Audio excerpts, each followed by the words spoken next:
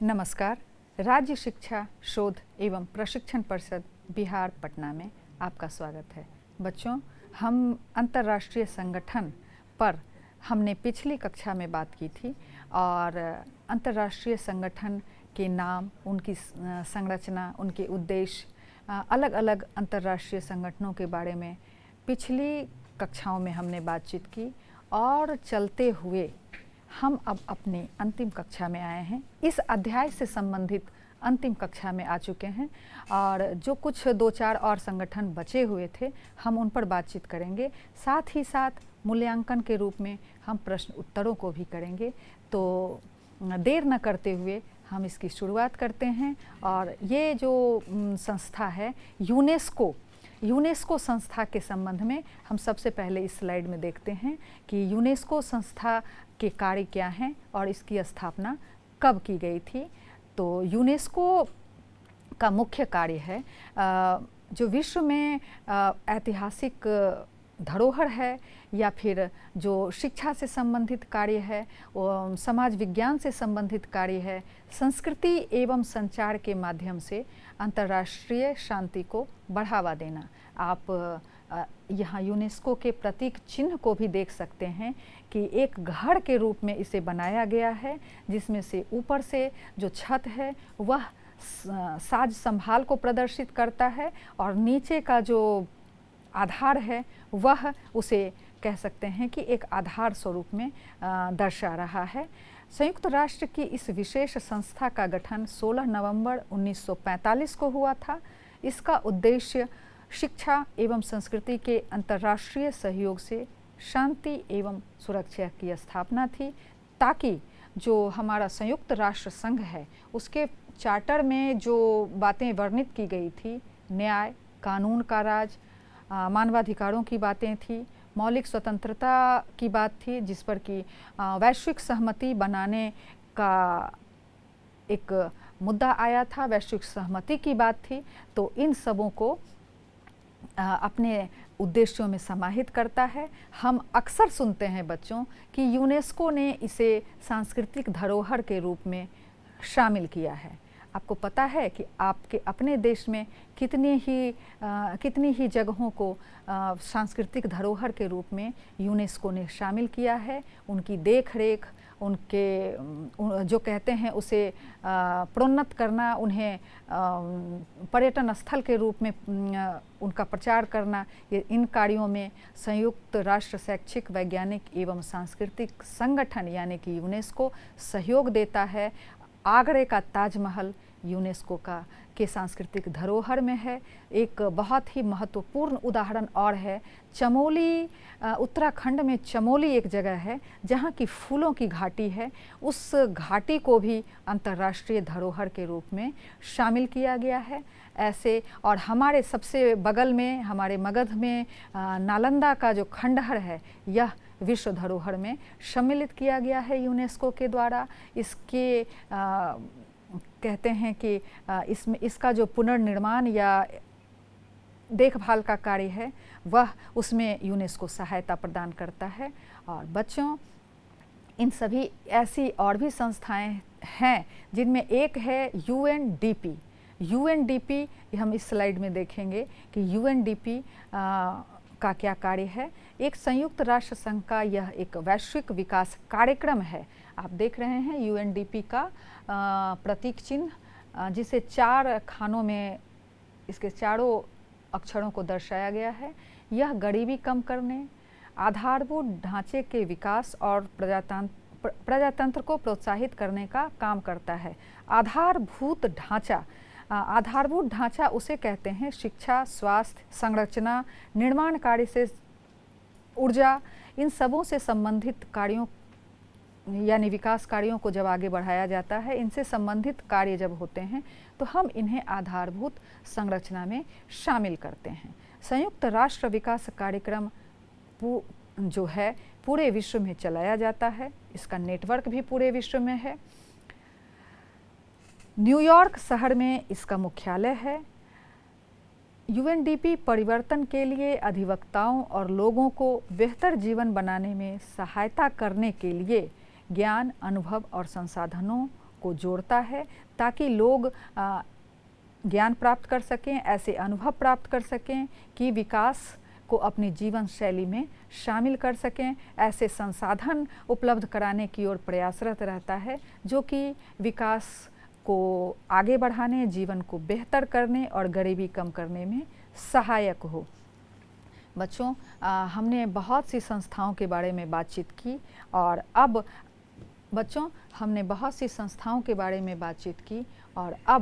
जब अध्याय समाप्त होता है तो पता है ना कि हम कौन सा कार्य करते हैं। हम शिक्षक के रूप में अपना मूल्यांकन करते हैं। किस तरह करते हैं? आपने हमारी कक्षा में क्या सीखा, और प्रश्नोत्तर के रूप में हम आपका मूल्यांकन करते हैं कि आपने इन कक्षाओं में इस अध्याय को पढ़ने के दरमियान क्या सीखा।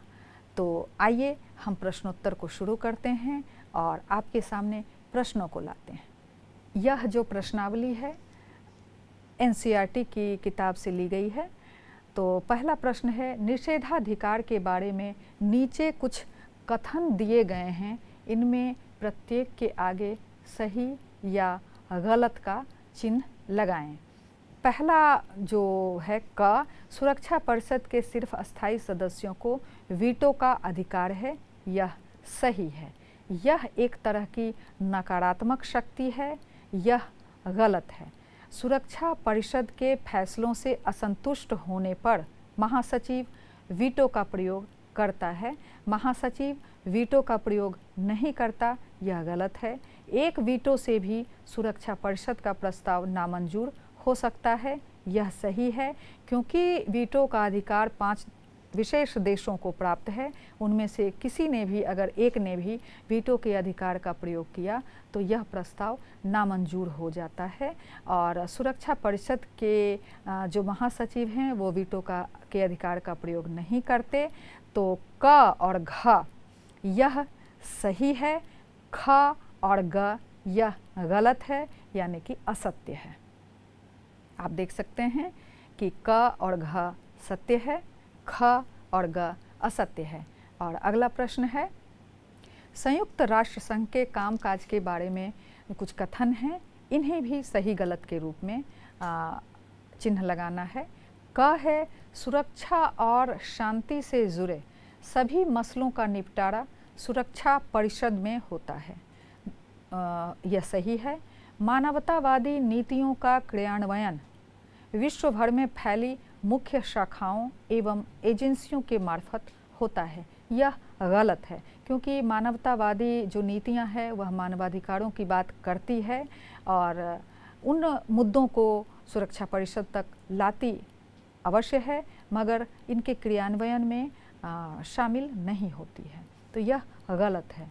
ग, सुरक्षा के किसी मसले पर 5 स्थायी सदस्य देशों का सहमत होना उसके बारे में लिए गए फैसले के क्रियान्वयन के लिए जरूरी है, यह सही है। अभी अभी हमने देखा कि कोई एक भी अगर निषेधाधिकार यानी कि वीटो के अधिकार का प्रयोग कोई भी एक देश उन 5 देशों में से करता है, स्थायी सदस्य देशों में से, तो वह उस फैसले का लागू होना मुश्किल हो जाता है, यानी एक तरह से कह सकते हैं कि वो रुक जाता है। तो क और ग सही है, ख गलत है। तीसरा प्रश्न है कि निम्नलिखित में से कौन सा तथ्य सुरक्षा परिषद में भारत की अस्थायी सदस्यता के प्रस्ताव को ज़्यादा वजनदार बनाता है? पहला, परमाणु क्षमता। परमाणु क्षमता से कई अन्य देश भी लैस हैं, पाकिस्तान, उत्तरी कोरिया, तो क्या इन लोगों को भी अस्थायी सदस्य बनाया जाए? यह प्रश्न सामने आ सकता है। भारत संयुक्त राष्ट्र के जन्म से ही उसका सदस्य देश है, तो 51 सदस्य देशों ने हस्ताक्षर किए थे और भारत ने भी बहुत जल्द, एक ही महीने के बाद, सदस्य देश के रूप में हस्ताक्षर कर दिए थे। भारत एशिया में है, एशिया में और भी देश हैं, तो ये तीनों क, ख और ग जो हैं ये अन्य देशों के साथ भी यह लागू होता है।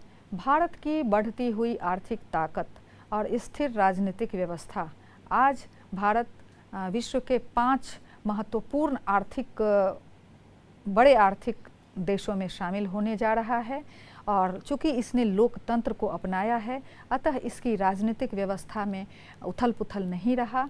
एक स्थिर लोकतांत्रिक व्यवस्था यहाँ देखने को मिलती है। तो यह सबसे सटीक उत्तर है, यानी कि घ इस प्रश्न का उत्तर है। चौथा प्रश्न है, परमाणु प्रौद्योगिकी के शांतिपूर्ण उपयोग और उसकी सुरक्षा से संबंध संयुक्त राष्ट्र संघ की एजेंसी का नाम है संयुक्त राष्ट्र संघ निरस्त्रीकरण समिति। यह अस्त्रों के उन्मूलन की बात करता है। संयुक्त राष्ट्र संघ अंतर्राष्ट्रीय सुरक्षा समिति, यह सुरक्षा के सभी मुद्दों की बात करता है, इनमें से कोई नहीं। ख अंतर्राष्ट्रीय आणविक ऊर्जा एजेंसी शांतिपूर्ण उपयोग और सुरक्षा से संबंधित है, जो कि परमाणु प्रौद्योगिकी को लेकर है। तो सही उत्तर ख है, अंतर्राष्ट्रीय आणविक ऊर्जा एजेंसी। विश्व व्यापार संगठन निम्नलिखित में से किस संगठन का उत्तराधिकारी है? विश्व स्वास्थ्य संगठन, यह स्वास्थ्य के क्षेत्र में कार्यरत है। यूएनडीपी विकास के कार्यों से संबंधित है। ख general arrangement on trade and tariff, यह ट्रेड एंड टैरिफ के व्यवस्था की बात करता है। और general agreement on trade and tariff, इसका नाम बदलकर विश्व व्यापार संगठन कर दिया गया है, यानी कि इसका पूर्ववर्ती संगठन विश्व व्यापार संगठन का general agreement on trade and tariff का इस प्रश्न का उत्तर है। रिक्त स्थानों की पूर्ति करें। संयुक्त राष्ट्र संघ का मुख्य उद्देश्य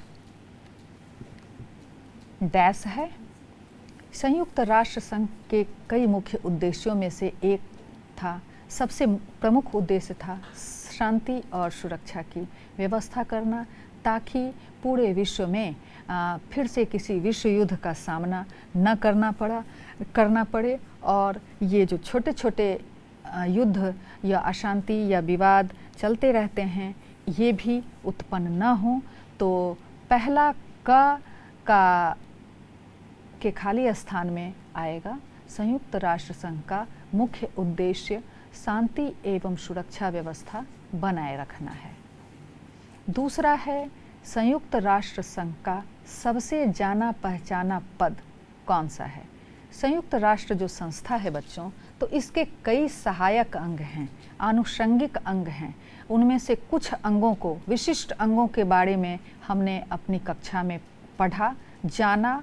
और हर संस्था का, हर संगठन का एक प्रमुख का पद होता है, जिसमें हमारी सबसे महत्वपूर्ण जो संस्था है वह है संयुक्त राष्ट्र संघ की सबसे महत्वपूर्ण संस्था है आम सभा। और आम सभा जो है सुरक्षा परिषद के साथ मिलकर कार्य करती है। और सुरक्षा परिषद और इन सबों के कार्य को से महत्वपूर्ण कार्यों को सचिवालय के माध्यम से आगे बढ़ाया जाता है। सूचनाएं सचिवालय के माध्यम से आती है, आदेश सचिवालय के माध्यम से पारित होते हैं। तो संयुक्त राष्ट्र संघ के जो महासचिव हैं वो एक जाना माना पद है। हालांकि संयुक्त राष्ट्र संघ के अध्यक्ष जो चुने जाते हैं वो उनका नाम सर्वकालिक है, लेकिन यहाँ एक जो सबसे जाना माना पहचाना पद है वह है महासचिव का। तो यहाँ उत्तर होगा महासचिव। तीसरा है संयुक्त राष्ट्र संघ की सुरक्षा परिषद में डैश स्थायी और डैश अस्थायी सदस्य हैं। तो कुल मिलाकर 15 सदस्य हैं। हमने देखा था कि 5 अस्थायी सदस्य हैं और 10 अस्थायी सदस्य हैं। यही इसका उत्तर है कि संयुक्त राष्ट्र संघ की सुरक्षा परिषद में 5 स्थायी और 10 अस्थायी सदस्य हैं।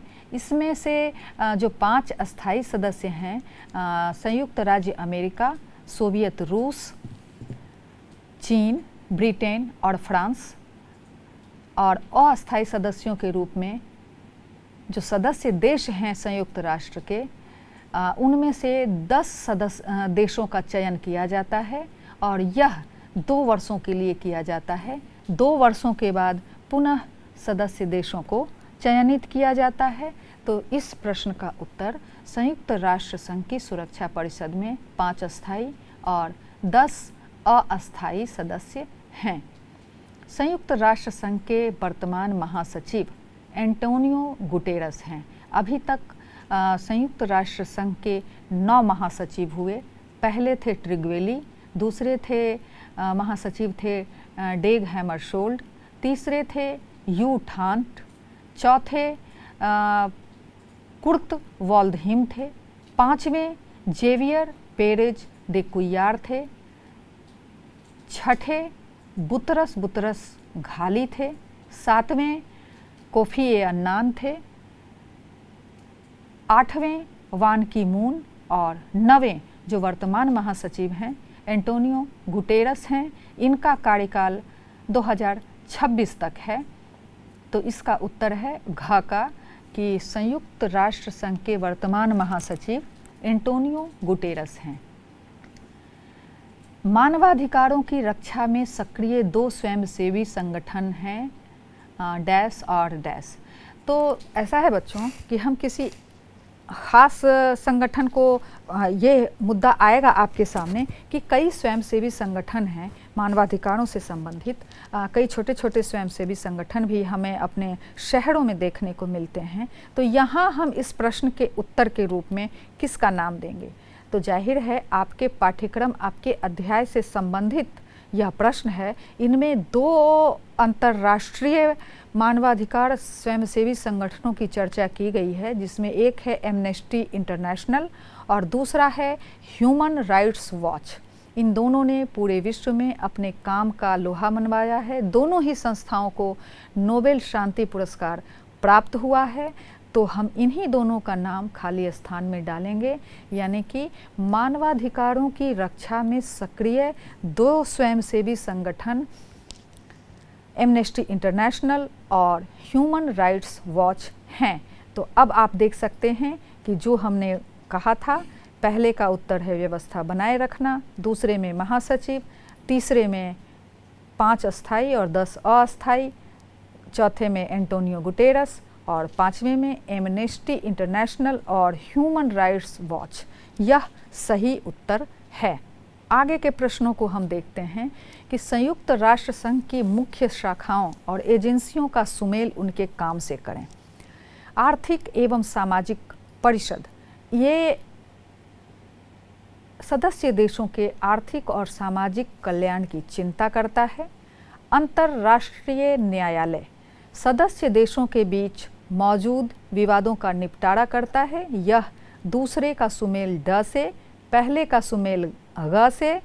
तीसरा है अंतर्राष्ट्रीय आणविक ऊर्जा एजेंसी। यह परमाणु प्रौद्योगिकी का शांतिपूर्ण उपयोग और सुरक्षा के संबंध में कार्य करता है, यानी तीसरे का उत्तर घ। सुरक्षा परिषद अंतर्राष्ट्रीय शांति और सुरक्षा के संरक्षण हेतु कार्यरत है। 5वां है संयुक्त राष्ट्र संघ शरणार्थी उच्चायोग।